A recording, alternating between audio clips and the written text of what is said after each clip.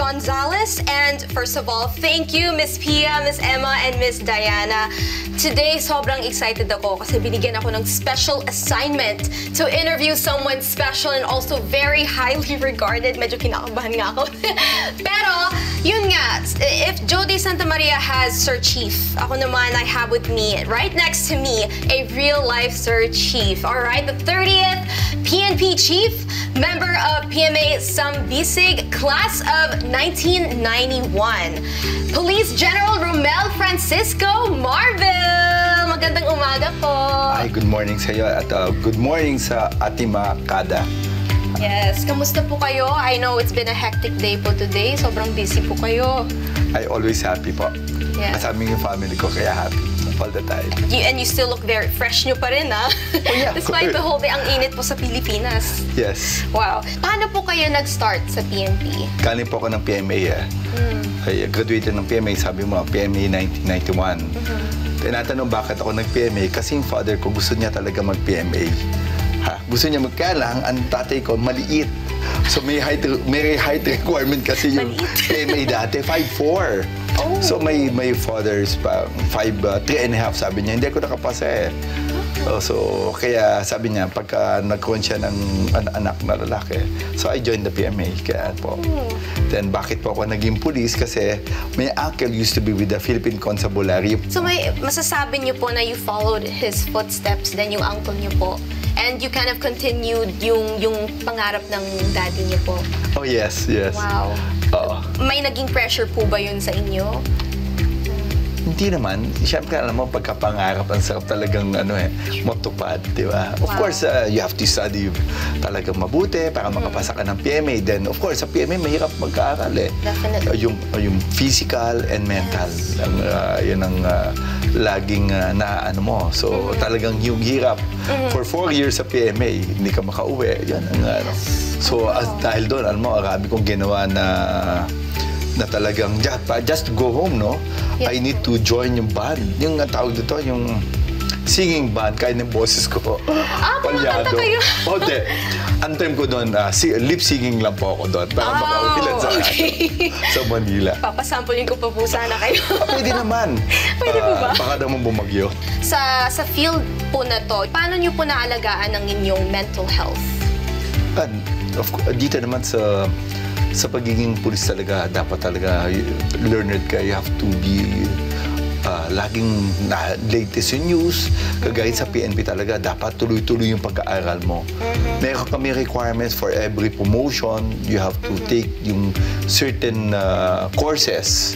Then, sabi ka ba, yung dapat karamihan graduate ng law o kaya may masteral ka. Wow. Yan ang requirement sa pagiging police. Wow. Talagang ang daming requirement because it is for serving the safety din ng ating bansa, no? Dito, sabi ko sa police yung meron kaming specialization eh.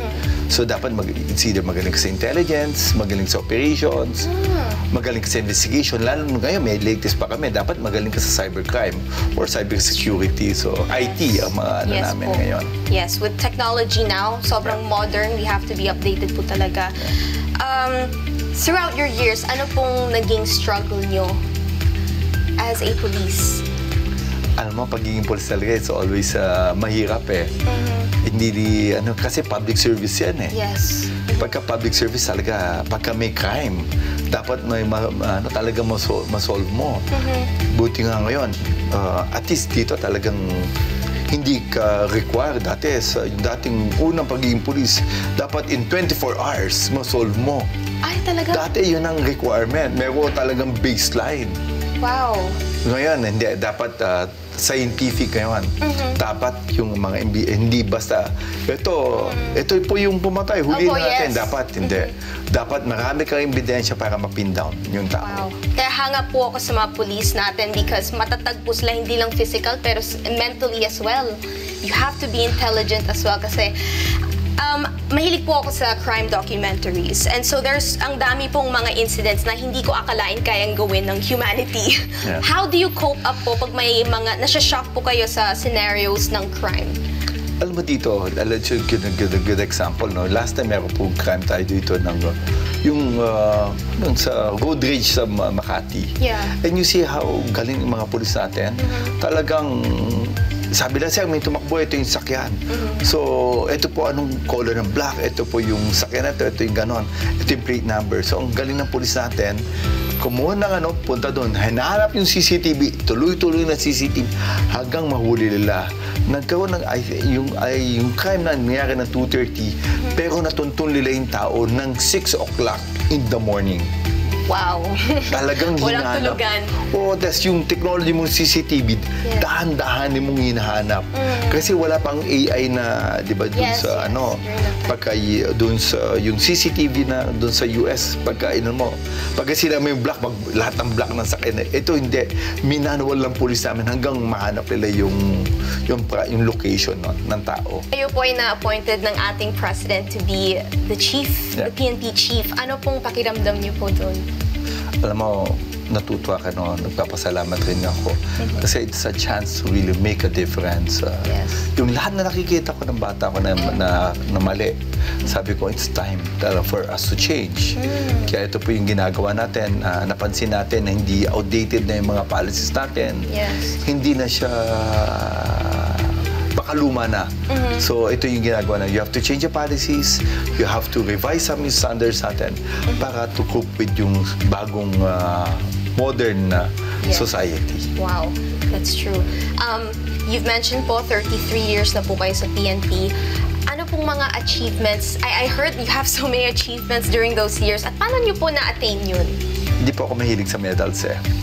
Sabi nga ng presidente natin, no, being in the public service already a reward. Wow. So sa akin, hindi po ako mahilig sa mga ganyan. Sa akin, lahat ng achievements, ako yung natutuwa lang ako.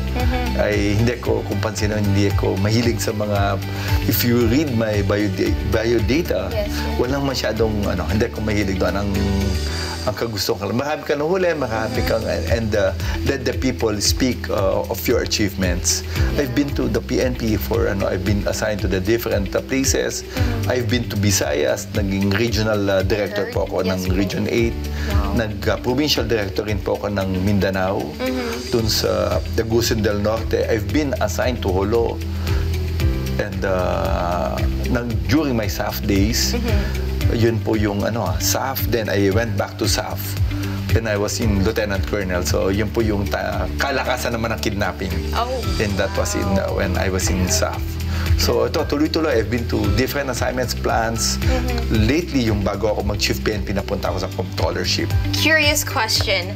Kung hindi po kayo naging police, what do you think you are today? Alam mo, ang mother ko at professor, so sabi ko, pag hindi ko nag-police, either na maging teacher ako. That's beautiful. True leader and sobrang genuine niyo po, I could see. And we need more leaders like this in our country, to be honest. Ano pong ginagawa niyo during your leisure time? Leisure? Ngayon, no? Sabi ko nga, I have less than 8 months, no? Kasi pagka, Saturday and yung weekends, binabasa ko lahat ng reports. I need to read all the reports na hindi ko nagawa. Kasi pagka Monday to pagka weekdays talaga, usually kakausapin mo yung tao, sign all the mga documents. Then, pagka Saturday and Sunday, binabasa ko lahat ng mga reports. Just come up, I really love to analyze yan yun yung parang forte ko. Ano naging problema ngayon na kailangan natin bigyan ng solusyon? Wow. Yun yung So, mahilig po kayo mag-analyze. You're a constant thinker. Oh, yes. Despite kahit resting, weekends nyo po, you really like to work pa rin, no? Oh, yan. I guess magiging usi yan ng namin. Obsessive compulsive. You want to make things better talaga. That's true. And that's why kayo po ang chief. That explains why you're chief. What are your hobbies po? What do you do to pass time? Let's say you're done with all your paperwork. Ano pong gusto niyo pong sports? Do you do sports po? Alam mo, dati I love to play golf. Golf? Then, golf. Yung bata ko. Then, I love to lift weights. Then, nagmotor, nagbisikleta. Ngayon, magbasa. Magbasa lang. Okay. And sometimes, pagka may time, we walk together with my wife. actually quality time din talaga is important. Then, spend my time with my daughter kasi naghihirap rin kasi yung nasa yung kabataan mo, you have to build your career. Yeah. And wala kang time for your family. And that's really hard. Yun ang hindi nakikita ng iba eh. Yung kala mo ang daling, yung struggle in life, magiging police. Yeah. Kala mo madaling maging colonel, madaling, then you really spend your time sa field. Swerte pa nga namin, nakaka-uwi pa kami sa police, no? Yung classmate ko sa army. Hindi sila nakaka-uwi. Years, months bago sila makauwi. Yeah. Wow. Twice in a year ang uwi ng mga classmate ko. At least kami, kahit na paano nakaka-uwi ka talaga sa bahay kung wala ka naman talagang trabaho. Wow. So I'm sure coffee is your friend din po, no? Black coffee at least. That's a good best friend. A best friend for sure, yes. Especially for wide readers and workers. People love working.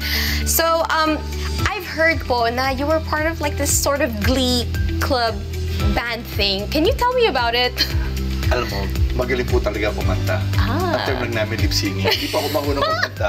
Alam mo, dati sa PMA noon, gusto, parang makauwi lang sa Manila and to visit my girlfriend, now my wife. Yan ang I joined the Glee Club. So, sa PMA Glee Club. And nag-audition kami kasi requirement audition eh. So, yung audition namin, napansin nila, sino ba itong wala sa tono? Since wala sa tono. Okay. Ginaya ko lang yung mga so nag-lip-sync lang ako. Wow! So, I survived. I survived. Up to the time na nakasama ako sa concert. Yes. Oh, wow, grabe. Concert talaga. Ang layo ng narating nyo po through lip-syncing, Anyway po, very relevant kayo ng lip-syncing kasi sa apps natin, sa TikTok, we do lip-sync. At syempre, pa-cute. Pero, I mean, lip-sync is also talent. It's a talent kasi yung rhythm ng song, kung kailan siya papasok, breathing din, naririnig yun sa song. So, kailangan gayahin. Yun ang pinaktis ko na dapat wala silang marinig. Wow. That's determination there. Kaya yung nasa intelligence ako. Kaya pala. Mga Kanet 25, this is Pia Guanyamago. For more Kada Umaga updates, please click the subscribe button and follow us on Net25 social media pages at Net25TV and at Net25 Entertainment Facebook page. See you guys. Bye!